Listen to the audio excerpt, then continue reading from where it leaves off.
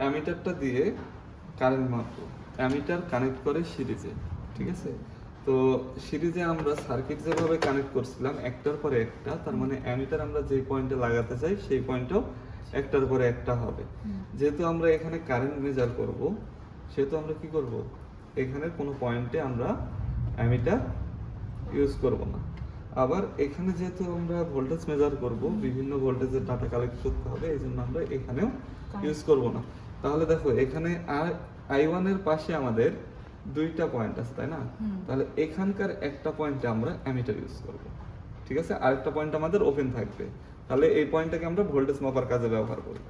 তাহলে দেখো অ্যামিটার কানেকশনের প্রথম শর্ত হলো যে নরমালি এটাকে সিরিজে কানেক্ট করতে হবে। তাহলে সিরিজে কানেক্ট করার সোজা ওয়ে কি, ইজিয়েস্ট ওয়ে হচ্ছে আমরা একটা টার্মিনালকে ওপেন করব, ওপেন করে এটাতে একটা অ্যামিটারের তার লাগাই দেব, ঠিক আছে? আর যেখান থেকে আমরা ওপেন করেছি সেখানে একটা অ্যামিটারের তার লাগাই দেব, ঠিক আছে? তোমরা এই পাশে লাগাও আর এই পাশে লাগাও, দুটাতে একই পয়েন্ট, এর মাঝখানে তো কোনো রেজিস্টার নেই, জাস্ট একটা লাইন আছে, তাহলে এটা শর্ট পথ। তাহলে আমরা যদি অ্যামিটারে কানেক্ট করি তাহলে আমাদের কি দেখাবে, এই মিটারে কারেন্ট দেখাবে। ক্লিয়ার? তাহলে দেখো আমরা যদি ভোল্টেজ সাপ্লাই করি তাহলে এই সার্কিটে আমরা কারেন্ট দেখতে পাবো।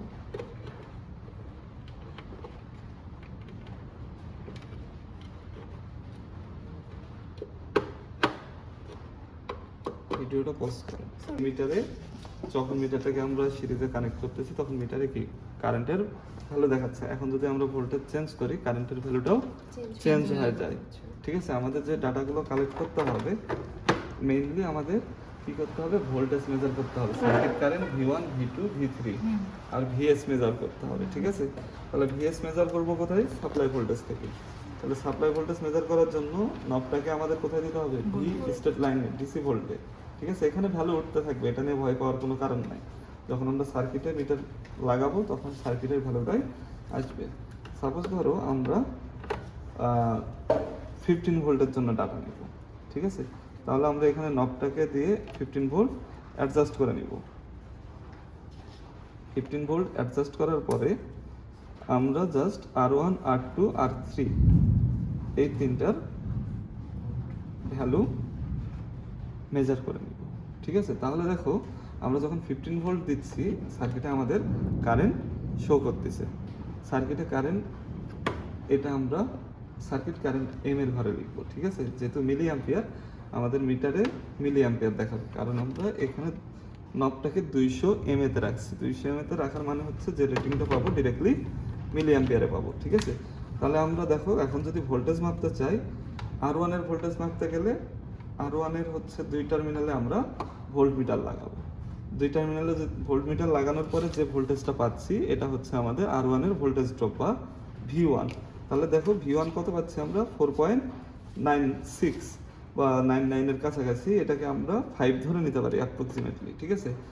এরপরে R2 তে যদি আমরা যাই, R2 দুই টার্মিনালে যদি আমরা ভোল্ট মিটার লাগাই, এখানে দেখো 4.97, তার মানে অলমোস্ট 5 এর কাছাকাছি। এক কথায় আমরা মিটারটা কিভাবে লাগাইছি, রেজিস্টরের দুই টার্মিনালে, ঠিক আছে? যখন সার্কিট ছাড়া আমরা ইন্ডিভিজুয়ালি লাগাই তখন রেজিস্টারের ভ্যালু পাই, নবটা যদি ওহমে থাকে। আর সার্কিট কানেকশনের সময় আমরা কি পাবো, ভোল্টেজ পাবো যদি দুই টার্মিনাল লাগে। আমরা যখন রেজিস্টারের ভ্যালু মেজার করব তখন কিন্তু কোনো ধরনের সার্কিট কানেকশন বোর্ডে রাখবো না, ঠিক আছে? এরপরে R3 তে যদি আমরা V3 মেজার করতে চাই তাহলে R3 এর দুই টার্মিনালে আমরা কি করব, ওহম মিটার ভোল্ট মিটার বসাই দেবো। তাহলে কি পাওয়া যাবে, 4.86। তাহলে দেখো তিনটাকে যোগ করে আমাদের অলমোস্ট 15 কাছাকাছি চলে আসে। তাহলে আমরা সাপ্লাই ভোল্টেজ দিয়েছিলাম 15, এখানে ভোল্টেজ পাইলাম কত, তিনটার ভোল্টেজ ড্রপকে যদি যোগ করি অলমোস্ট 15 কাছাকাছি, ঠিক আছে? তাহলে যদি অ্যাপ্রক্সিমেটলি 15 বা 15 কাছাকাছি হয়, আমাদের সাপ্লাই ভোল্টেজের সমান যদি ড্রপ ভোল্টেজের যোগফল হয়, তাহলে আমরা কি বলতে পারি, KVL ভেরিফাইড, ঠিক আছে? এখন আমরা দেখো এভাবেই পরবর্তীতে কি করব, এখানে ভোল্টেজটা সাপ্লাই ভোল্টেজটা চেঞ্জ করে 15 পরিবর্তে আমরা 12 বা 13 নিব, 12 13 বা ডাটা শিটে যেটা থাকবে এটা চেঞ্জ করে নিব, নেওয়ার পরে কি আবার সেই একই স্টেপ আমরা রিপিট করব, ঠিক আছে? একইভাবে V1 V2 V3 মেজার করব, মেজার করে দেখব যে আমাদের V1 V2 V3 কে অ্যাড করলে সাপ্লাই ভোল্টেজের সমান হয় কিনা। যদি সাপ্লাই ভোল্টেজের সমান হয় তাহলে আমাদের KVL ভেরিফাইড হবে, ঠিক আছে? তাহলে এখন আমরা নেক্সট এক্সপেরিমেন্ট KCL করব।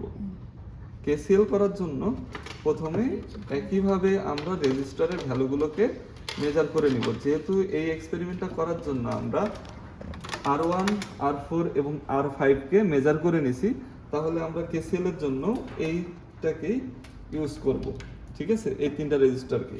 তাহলে দেখো আমরা যদি এই পয়েন্টে সার্কিট ডায়াগ্রামটা দেখি, সার্কিট ডায়াগ্রামে দেখো R1 R2 R3 তিনটা এক পয়েন্টে আছে, তাই না? আমরা রেজিস্টার তিনটার যদি একটা একটা করে পয়েন্ট ধরি, তাহলে দেখো আমরা সার্কিটে কানেক্ট করতেছি। হ্যাঁ, প্রথমে দেখো যে তিনটা রেজিস্টার নিছিলাম সেই তিনটা রেজিস্টারের এক প্রান্তে একটা একটা করে তার লাগাই দিব, ঠিক আছে?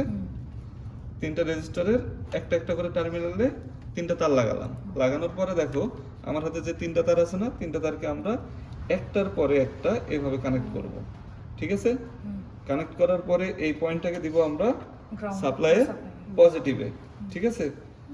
তাহলে বাকি অপর প্রান্তগুলোকে ঠিক একইভাবে আমরা অন্য তিনটা তার দিয়ে এদেরকে গ্রাউন্ডের সাথে কানেক্ট করে দিব, ঠিক আছে? দেখো বাকি অপর যে তিনটা টার্মিনাল আছে, এই অপর তিনটা টার্মিনালে আমরা কি করব? আবার তিনটা তার লাগাই দেব, ঠিক আছে? তিনটা তার লাগানোর পরে এই তিনটা তারকেও আমরা একসাথে করব। একসাথে করার পর এটাকে দিব গ্রাউন্ডে, ঠিক আছে? এখন দেখো আমাদের কি করতে হবে? সাপ্লাই ভোল্টেজ মেজার করতে হবে আর কারেন্ট মেজার করতে হবে প্রতিটা ব্রাঞ্চের। তাহলে সাপ্লাই ভোল্টেজ মেজার করার জন্য আমরা ঠিক একইভাবে আগে যেভাবে ভোল্টেজ মেজার করছিলাম, সাপ্লাইয়ের দুই টার্মিনালে ভোল্ট মিটার লাগাইছিলাম, তাই না? সাপ্লাইয়ের দুই টার্মিনালে ভোল্ট মিটার লাগাইয়ে আমরা কি করব? সাপ্লাই ভোল্টেজটা মেজার করব। সাপ্লাই ভোল্টেজ মেজার করা শেষ হয়ে গেলে আমাদের কি মেজার করতে হবে? টোটাল আই এবং তিনটা ব্রাঞ্চের আই। তাহলে দেখো টোটাল আই যখন মেজার করব তখন আমরা কি করব? অ্যামিটারের যে দুইটা তার ছিল, এই দুইটা তারের একটা তারকে আমরা এখানে বসাবো প্লাস ভিতে, ঠিক আছে? আরেকটা তারকে কোথায় বসাবো? এর সাথে। যদি দেই আমরা যে কারেন্টটা পাবো সেটা হবে আমাদের টোটাল আই, ঠিক আছে? টোটাল আয়ের পরে এখন আমরা ব্রাঞ্চ কারেন্ট গুলো যদি মাপতে চাই তাহলে সার্কিটটাকে আগের মতো করে দিব। করে দেওয়ার পরে যেই ব্রাঞ্চের কারেন্ট মাপবো সেই ব্রাঞ্চের যে কোনো একটা তার, দুই পাশে দুইটা আছে, এর মধ্যে যে কোনো একটা তারকে আমরা ওপেন করব। ওপেন করে এই তারে একটা তার লাগাবো, এখানে একটা লাগাবো, ঠিক আছে? তাহলে আসে দেখো 12.5। এখানে আরেকটা ইস্যু আসতে পারে যে এর ডাটাটা নেগেটিভ আসতে পারে। নেগেটিভ আসার কারণটা কি? যে তোমরা মিটারের তার দুটো অল্টারনেট করে দিলে নেগেটিভটা পজিটিভ হয়ে যাবে, ঠিক আছে? তো এইটা মাপা শেষ হয়ে গেলে আবার পূর্বের অবস্থায় লাগাই দিব। লাগাই দিয়ে দ্বিতীয়টা যখন মেজার করব তখন দ্বিতীয়টা থেকে একটা তার ওপেন করে নিব। যেটা ওপেন করবো এটার সাথে একটা মিটার লাগাবো, যেখান থেকে ওপেন করছি এখানে একটা মিটার লাগাবো। লাগালে দেখো এখানে একটা পাচ্ছি আমরা 12.5। ঠিক একইভাবে I3 এর জন্য আমরা R3 থেকে একটা তার ওপেন করব, আরেকটা তার যেখানে ওপেন করছিলাম সেখানে লাগাই দেব। তাহলে দেখো কত পাই? 12.7। তাহলে সবগুলোকে যোগ করলে আমরা 38.2 পাই। তাহলে দেখো আমরা যে পরিমাণ কারেন্ট টোটাল কারেন্ট পাইছিলাম 38 এর কাছাকাছি। তাহলে 38 এর কাছাকাছি যে কারেন্টটা পাইছিলাম, এই কারেন্টটাই যদি আমার তিনটা ব্রাঞ্চে ভাগ হয়ে যায়, তিনটা ব্রাঞ্চের কারেন্ট যদি আমরা যোগ করি, এই টোটাল কারেন্টের সমান পাই। তাহলে যদি এই ধরনের সমান পাই, একই প্রসেস আমরা বারবার ফলো করে যতগুলো ডাটা কালেক্ট করতে হবে সেগুলো আমরা কালেক্ট করে নিব, ঠিক আছে? ডাটা কালেক্ট করার সময় অবশ্যই যে বিষয়গুলো খেয়াল করব যে সার্কিট কারেন্ট, টোটাল কারেন্ট যেটা থাকবে, ব্রাঞ্চের তিনটা কারেন্টকে যোগ করলে একই জিনিসটা হবে। একই ভ্যালু যদি বা এর কাছাকাছি হয় তাহলে আমরা বুঝবো আমাদের KCLটা ভেরিফাইড হয়ে গেছে, ঠিক আছে? তাহলে এই হলো আমাদের KVL আর KCL এর ভেরিফিকেশন।